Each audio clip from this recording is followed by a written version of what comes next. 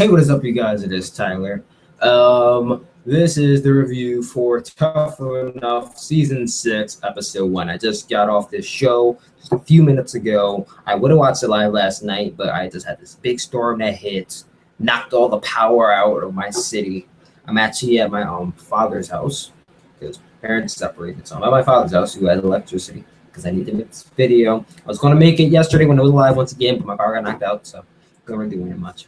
But I'm here to review Season 6, Episode 1, episode of Tough Enough, and I must say it was a great episode. I mean, yes, if you're not familiar with Tough Enough is basically a reality TV series that's been going on for the past, 10 years maybe? It's been going on for a long time, Tough Enough has been. Basically, you have these contestants from all over the world. Some may have been wrestlers, like indie wrestlers before, some not. Most of the times I think they are. But some aren't, some not. And this season I think it was mostly just you turn in a video and then they accept you or not, in which they turned in like about 13,000 videos or 65,000 videos, something like that. I think it's kind of cool how they do it. I had some friends, some people in our wrestling community group, which I'm going to say it again. If you have not joined our wrestling community group, I suggest you go to the link in the description down below. Join this Facebook group, my wrestling group, pretty awesome group. Discuss wrestling all the time. We're actually doing a Tough Enough banking, where we are going to bet on competitors or who we think is going to win. We're going to be doing that right after this review. But go join that group. Be part of the wrestling community, why don't you? It's the IWC. Well, who doesn't want to be part of it? But anyway, you have like 13 competitors. My phone's about to die, so I might have to go on the internet and check. Yep, my phone's on 5%. What a better time for it to die than right now. So we have 13 competitors. And while I'm loading it up, I thought this episode was very great, as I just said. We saw a lot of good personalities. Some developing, some that I'm worried about, some that I'm like, oh, I think this person's gonna win. Let me get this up. So let me go over these 13 people without if the case it does die, give me 1 second, because I need to, just in case my phone does die, I want to make sure I have the Tough Enough list right here. Tough Enough Season 6 cast.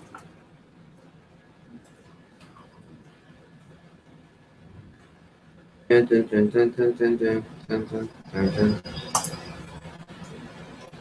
not the cast. Oh, it hasn't been. Tough Enough hasn't been on for like the past 5 years. No, not 5 years. That would be 2016. It's been on for the past 4 years. So that's interesting. Anyway, tell me if people are watching this, tell me down below. What did you guys think of the episode? And who's your pick to win? Probably should ask that later, but I'm asking that right now because I have to look for it just in case my phone wants to go all haywire on me. Well, while that's up, I got our first person up. So, during the episode. Okay, that video just blessed in my ear. I'm sorry about that, guys. So during the course of the episode, we got to see a few people present themselves and whatnot. We start off with like the Tough Enough arena. I guess they have an arena for it now. We saw the introduction of the judges, the host, and the trainers. The judges being Paige, Daniel Bryan, and Hulk Hogan. The trainers being Booker T, Lita, and Billy Gunn. And the host being my all-time favorite wrestler, Chris Jericho. If you guys don't know that, then you should know that my favorite wrestler of all time is Chris Jericho. So that also made me interested in the show. I'm like, Chris Jericho's hosting it. I gotta watch the show. I just always loved the charisma from Chris Jericho. He's like one of the greatest in-ring technicians. I just always loved Chris Jericho. He's like actually the first wrestler I watched featured Chris Jericho, and that's also where I got the liking from him. First match I ever watched him wrestling was in 2001. It was at Vengeance 2001. I forgot where I was, but I know it was with my dad and my cousins, and we were watching this pay-per-view. It was either Unforgiven 2001 or Vengeance 2001, but it was one of those two, and it was actually Chris Jericho versus Stone Cold Steve Austin versus The Rock. for the WWE Undisputed World Championship. It was Chris Jericho beat The Rock and Stone Cold and won. I knew because he won, I liked him, but at the time, I was told that The Rock and Stone Cold were two of the hottest stars of all time. Two of the hottest wrestlers of all time at that time, not now. I mean, now they are, but like at the time, they were pretty much Randy Orton and John Cena, or Hulk Hogan and Ultimate Warrior, or Shawn Michaels and Bret Hart. They were the people. So then we have yes. Well, let me get down to this because I know you guys are like, all right, this guy's not in that. All right, so we have our competitors. We have in alphabetical order, oddly. We have Alex, who we saw him yesterday. He was this Russian guy. We got to see him as he showed us his tattoos. I think it was like the Defender of Man or something. So he's supposed to be like the superhero type character. He looked kind of strong. I'm basically going off of looks right now because they haven't had any promo challenges yet, so we don't know about their their speaking abilities just yet. So we got to Alex, and I was like, oh, okay, he could go far. Then we got to Amanda, and then I didn't see much of her Amanda. I might have got her confused with Deanna, but I think I didn't see enough of Amanda. But I think she got a pretty good score now in the first challenge he had. I think she was one of the first people up on top of the because the first challenge they had was a cardio challenge in which they ran. They had to run with a parachute outfit on, not outfit, but like the parachute backpack. They had to run across the field. They're on a football field where WrestleMania 28 was. I thought that was awesome because WrestleMania 28 was the year of. Okay, I'm kind of messing up. Sorry about that. 2008 was one of my favorite years of wrestling. I just always loved WWE in the year 2008 because it featured some of my best matches. Some of the best feuds happened in 2008. So 2008 is one of my favorite years of wrestling. And WrestleMania 24 happened in the year 2008. So I was like hyped about that because I like the year 2008. So they were at that arena, so they had to run across with that parachute backpack on, and then they had to run back with a bag of sand that I think was about their weight. Yeah, their weight. In which the one guy is easy. I just felt so bad for him because he looked like he weighed about well over 200, maybe 300 pounds, and he had to carry that bag that was like 300 pounds. I'm like, oh my god, this guy's not gonna make it. And sure enough, he did it. He was the last person there, and the first person there was Tanner, and you'll hear more about him as this episode goes on. So we had this challenge, carry the bag up, and then they had to go all the way up. They had to go up to the top level, nosebleeds, as people call it, or cheap seats. Run all the way up to the cheap seats, and you pretty much get up there, and the challenge is over. Tanner being the first person, and ZZ being the last person. So I was talking about Amanda, but I jumped around once again, ladies and guys. I'm kind of new to this whole review thing, so if I'm not as good, I'm sorry. But we got to that. We got to see these guys in their new, I don't want to say room, but their new environment where they have to go to this Tough Enough arena and have the beds and whatnot. They have a hot tub. And right off the bat, we get to see some of these people unfold. We got to see Deanna, which is blonde chick in the show. She's one of the two blonde chicks in the show. I thought they had more blondes on there. She showed off, oh, I'm married. If you like anything, you should put a ring on it. She showed off that she was married to her husband, and right off the bat, we saw that she is very much in love with her husband, and she started saying that just because she lost the challenge, she's like, oh, I shouldn't be here. I want to go home. I want to go home. I want to go home. And it's like right off the bat, I'm like, oh my God, she's going to be the crybaby of the show. People are going to be wanting to vote her off already. So I kind of fear for her. Yeah. And then we saw Gabby, which right off the bat, before the show even started, I had two people who I were rooting to win, who I want to win, two people who I rooted for before the show even started. And this is probably going to change now that I've seen it. And that was Gabby and Josh. These two people I were rooting for win. And Gabby, she showed her true colors when she was like, well, if you don't think that you're tough enough, then you should go home. Well, she was talking to the girls. Now, I thought this was so two-faced with the girls because Gabby and a bunch of other girls were actually talking about the situation.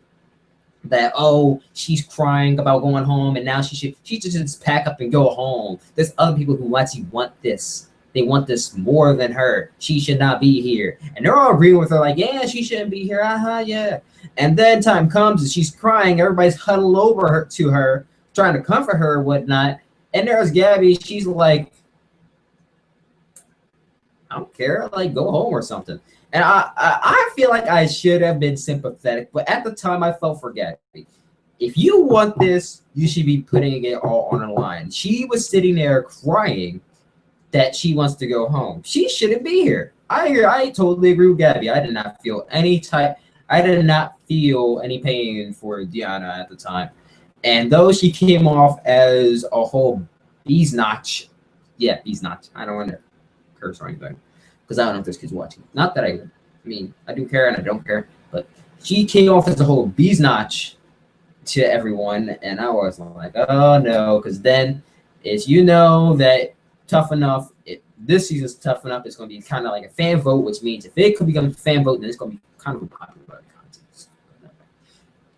But the way they did it at the end, I kind of liked it. So I'm going to talk about that a little bit later. So Gabby came off as a whole bee's notch to everybody, and Deanna was fighting her back. Gabby was fighting her back in argument form. They were fighting like physically, like, you know, punch, hit, combo, none of that stuff. And then saw the girls part. And then there was actually this one scene where we had ZZ and Patrick who stayed at the place because everyone else, after the first challenge, they went out to get drinks. And funny thing about it, when they went out to get drinks, they went to this bar place that had a stripper pole there. And Gabby was the one she was acting like a whole stripper. She was doing a whole stripper dance. I was laughing, to be honest, because there's actually one girl on WWE who actually, I don't know, she was a stripper, but she was able to do on a stripper pole, and she actually was twerking. I remember this whole scene. I don't want to name her name, but yeah, I'm just seeing that, and I'm like, oh, well, Gabby, she's doing all this stuff. Maybe WWE won't pick her up, but WWE they have a pretty bad record of picking up the wrong divas. I'm talking about these supermodels who had no knowledge of the business or any of that stuff. Not that Gabby doesn't have any of that knowledge, but I'm just saying she could just be picked up just because of her looks. Because you know they're not good. They're not good. They don't have good judgment sometimes. But Gabby, after that scene, Gabby was and then we saw Tanner. I'm jumping over, please once again. Sorry about that. We saw Tanner, the girls were just all over him because he won the first challenge. Girls were just all over him because he's the pretty boy and he has this long, luscious hair. As he said, he keeps it conditioned. I should condition my hair more often. I used to condition my hair all the time, but now it's like all over the place. I do watch it though. I just don't condition as much as I should be. But girls were all over him, and he was sweet talking to them, and he was just being cocky as all hell. I mean, this guy was like, yeah, I won the first challenge. I consider myself the strongest here, and I could run faster than everybody else. I was like, oh god, yeah, one of these cocky, just arrogant people. So that was that, and the guys that you could tell already, the guys didn't like him. Not really because the girls were all over him, but just because he was just being so cocky about it. But he really got to show it off in the second challenge he had, which was they had to run the ropes, jump over top of it was like this big bag. It's like a punch bag. You have to jump over top of the punch bag, jump over it again, and run the ropes. You have to keep on doing this until you run out of breath, and then he stopped you. So we got to this challenge, and we saw, and Tanner being cocky as ever, he said a lot of people are naming it, and they're like, well, Booker T asked, so how many do you think you're going to do? Some people are like, I think I'm going to do like 5, maybe 6, 7. Some people are saying, being a cocky, I'm going to do 11, I'm going to do 15. And here comes Tanner, I'm going to do twice as many as everybody. I'm just like, oh my god, this guy is being cocky. I mean, cocky is a bad thing, and cocky is a good thing, in my opinion. It's a good and a bad thing, because that means you have a good boast of confidence, and you need confidence to get through anything. Then, when you're being cocky, no one likes you. And one thing in a reality TV show, especially when it's elimination, is that you should be on everybody's good side. You do not want to be on people's bad side, which is what Tanner's shooting already. But he backed himself up by winning that challenge and saying what he was going to do. He said he was going to get 16, 15, and he got 16. So at the end of the day, Tanner backed himself up and said what he's going to do. He said he could double what everyone else was doing, and he did over 50. He did over that. He did one over that. I'm not saying he did like 17 or 20, but he did 16. He backed himself up, and Booker T backed him up in that say, saying that this guy's killing it right now. And then Patrick, one of the guys on there, he was mouthing off saying, okay, well, you did this, but that doesn't mean you're gonna make yourself far. And then they started going at it, and I'm like, okay, whatever. So overall, I think that Tanner, he asked me what I think about Tanner. I think Tanner is very arrogant. He's very cocky, but this guy can back himself up. He almost reminds me, if you ask me, I think he reminds me of Randy Orton in a way. The guy is cocky. He's arrogant as a heel.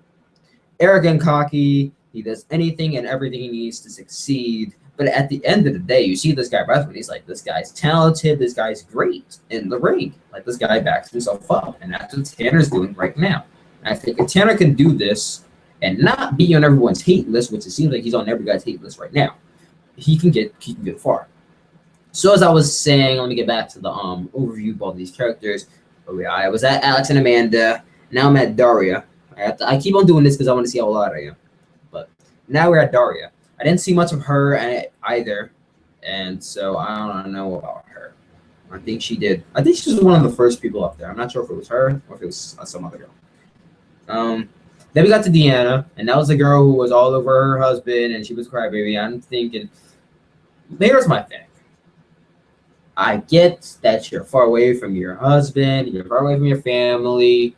Yes, you are going to get homesick. I get that. People do get homesick.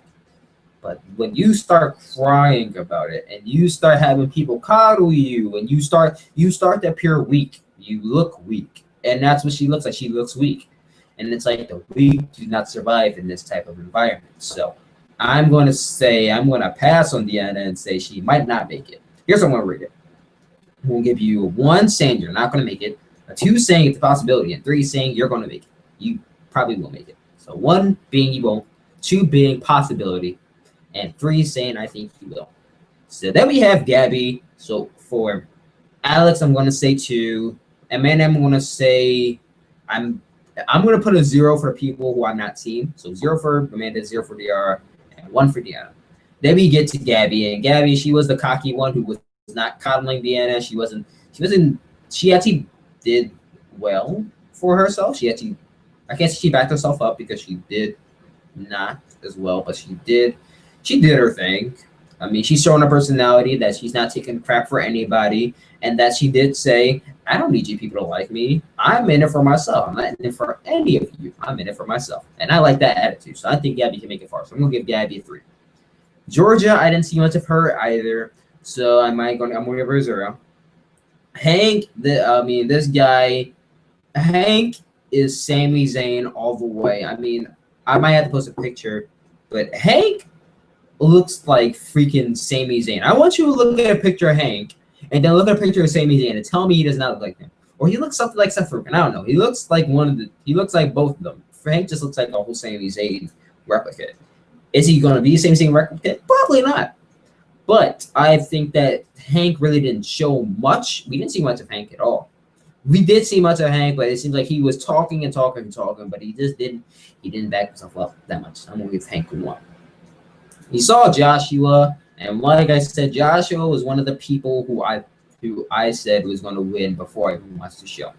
Joshua was the tallest guy there, and as you know, I said that because WWE has they have a big liking. Vince has a big liking for the strong big guys, the big strong guys, like the Big Shows and the Mark Henrys and the Rybacks, Roid City guys who belong to the Roid City. Vince like those guys.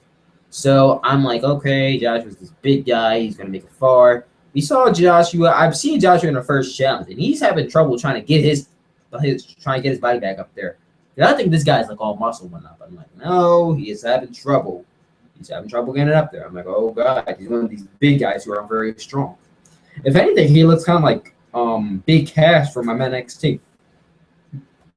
So I'm gonna give Joshua. I'm gonna give Joshua 2. Joshua could possibly make it if he steps up. Mata, I think this guy has potential to make it. He has this crazy look to him. He doesn't have the look of a guy who'll be main eventer. He has the look of a guy who have a very good personality. He looks like a guy that IWC would like. Put it that way. He looks like a guy that IWC would get behind. So, and I think I like Mata already.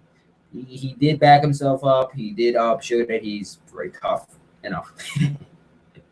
So I'm gonna give Mata a 3 as well. Patrick, he was the one trying to reconcile everybody. He was actually the one who was going at Tanner, saying, "Oh, well, you're not that good. You're all that good at cardio, but are you good at strength?" And then Tanner showed that. He was like, "Well, you're not that good anyway." Patrick, I'm going to give Patrick a 2. Patrick is the only black guy there, and I'm not going to be biased or anything, but Patrick, need to step yourself up because you're the one that stands out. I'm not trying to be biased or anything racist. Don't want you guys think that. People who do not look the same as everyone else always have differences. Not because of strength or anything, just because of how they look. And that's just always how it's been. And it's probably always going to be in this world, sadly. Then we have Sarah Lee. Didn't see much of her. Want to give her a 0. Get to Tanner.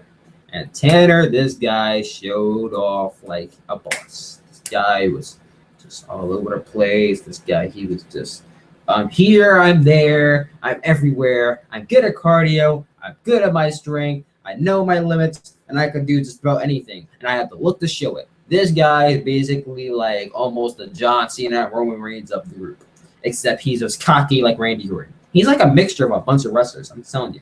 Tanner has a 3 right now. Tanner, I'm thinking he has to. This is the one thing. Tanner, you have to get on everyone's good side. Stop being so cocky. I'm not saying don't be cocky at all, but don't be cocky to the point where everyone hates you, because that's when you're going to start getting. That's when you're going to start losing. Then we get to ZZ. We got this big chubby guy from the southern area. I don't know exactly where he's from, but he's Gator. He battles with Gators. He's a Gator wrestler or whatever he is. He was actually in one of these scenes where he was in a hot tub and he took his boxers off and he was naked and everyone got off the hot tub. I thought that was funny.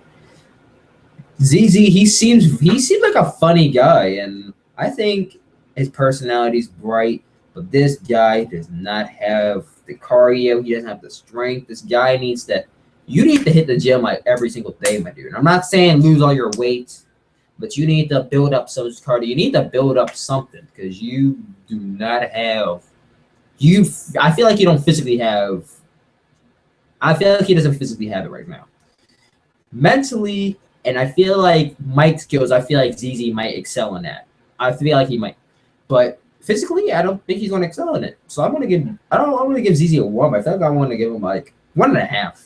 I feel like he might not make it. But the crowd is behind ZZ right now, and that's because ZZ's the underdog.